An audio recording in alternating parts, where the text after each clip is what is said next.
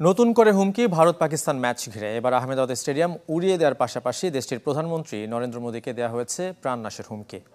দলগুলোর ধর্মশালায় টাইগারদের ঘিরে কড়া নিরাপত্তা। এদিকে ম্যাচ জিতে আইসিসির নির্ধারিত গাড়িতে উঠতেই লিটনের দিকে হাত বাড়িয়ে দিলেন চালক। লিটনও হাসি মুখে হাত মেলালেন ভারতীয় চালকের সঙ্গে। লিটন টিমকে আমার তরফ থেকে অনেক কংগ্রাচুলেশনস ওয়ার্ল্ড কাপের প্রথম জয়ের জন্য।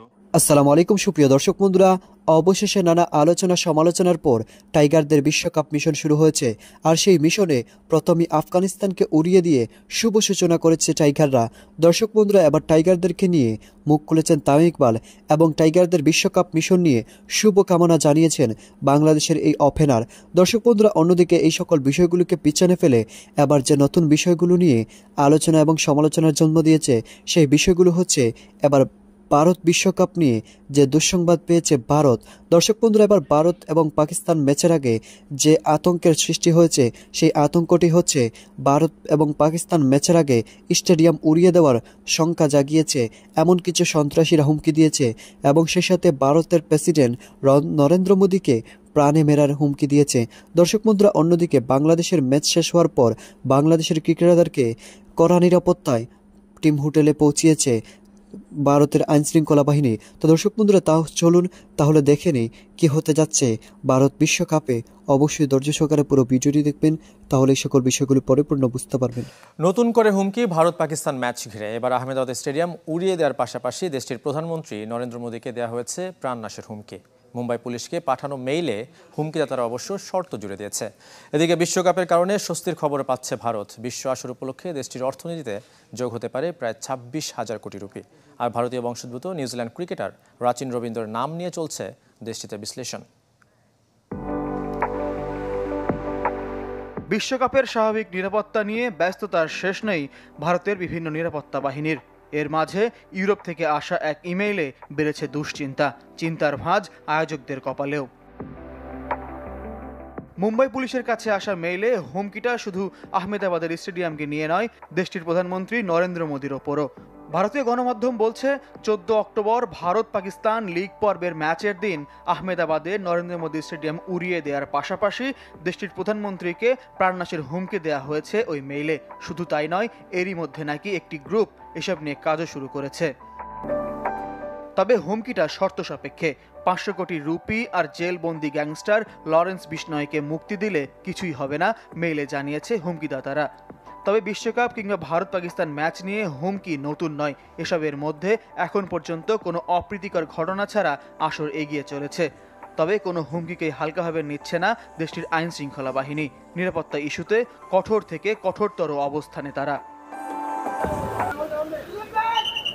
বার্তা দিয়ে দিলাম সারা ওয়ার্ল্ডকে, আমরাও সেমিফাইনাল খেলার যোগ্যতা রাখি, সেমিফাইনাল খেলার মতো এবিলিটি আমাদের আছে।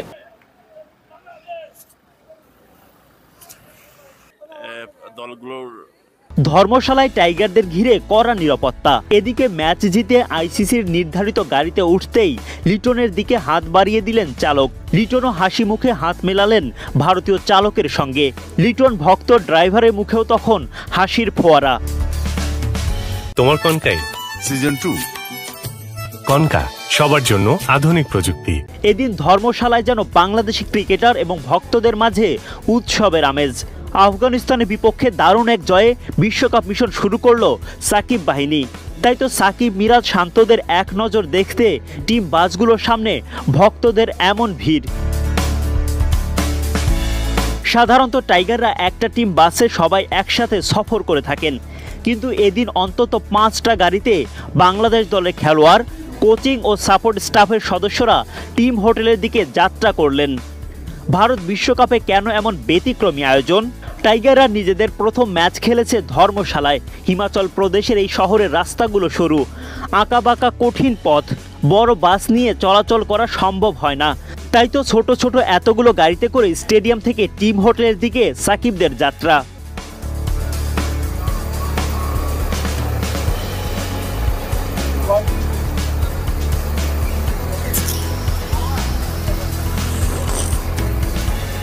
টাইগারদের মতো এমন কঠিন পথ পাড়ি দিয়েই ধর্মশালায় হাজির হয়েছেন ভক্তরা। মঙ্গলবার একই মাঠে ইংল্যান্ডের মুখোমুখি হবে বাংলাদেশ। আফগানিস্তানের বিপক্ষে দাপুটে জয়ের পর ইংলিশদের বিপক্ষেও জয়ের স্বপ্ন বুনছেন শোয়েব আলীরা। এই যে বাংলাদেশ থেকে এত কষ্ট করে এসেছি, আমার মানে প্রত্যেকটা দর্শক এত খুশি, এত সুন্দর পারফরমেন্স ছিল বাংলাদেশের। বলবো যে মানে স্বপ্নের বাংলাদেশ আর স্বপ্নের মতো শুরু করলো।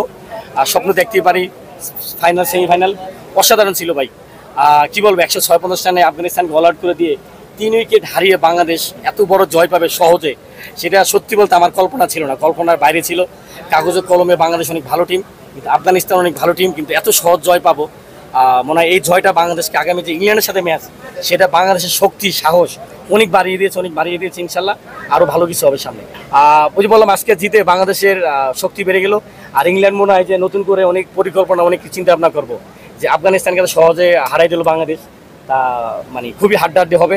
তবে দিন শেষে জয়টা বাংলাদেশের হবে আর অনেক দূরে যাবে। তবে আমরা নিউজ দিয়ে দিলাম, একটা বার্তা দিয়ে দিলাম সারা ওয়ার্ল্ডকে প্রথম ম্যাচে যে আমরাও মানে সেমিফাইনালে খেলার যোগ্যতা রাখি, সেমিফাইনালে খেলার মতো অ্যাবিলিটি আমাদের আছে। আমাদের যে ক্যাপ্টেন সাকিব ভাই, তার যে ক্যাপ্টেন্সি, আর মেহেদী হাসান মিরাজ, আর কি বলবো ভাই, যে উইকেট মানে প্রতিষ্ঠান দিয়ে 3 উইকেট 57 রান, আল্লাহ এত সুন্দর ব্যাটিং। একবারের জন্য মিরাজ মনে হয় না যে তিনি আসেন ওয়ার্ল্ড কাপ খেলতেছে, কোনো প্রেশার নাই, ঠান্ডা মাথায় রিলিজভাবে তিনি ব্যাটিং করলো, মানে অসাধারণ ছিল।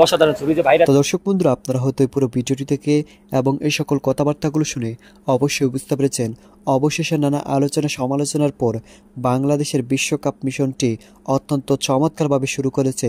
আর সেই চমৎকারটি ভারত বিশ্বকাপের প্রথমেই বাংলাদেশের এমন শুভ সূচনা নিয়ে দেশ বিদেশে আনন্দে মেতেছে বাংলাদেশের বাহিনীরা বা বাংলাদেশের জনগণরা।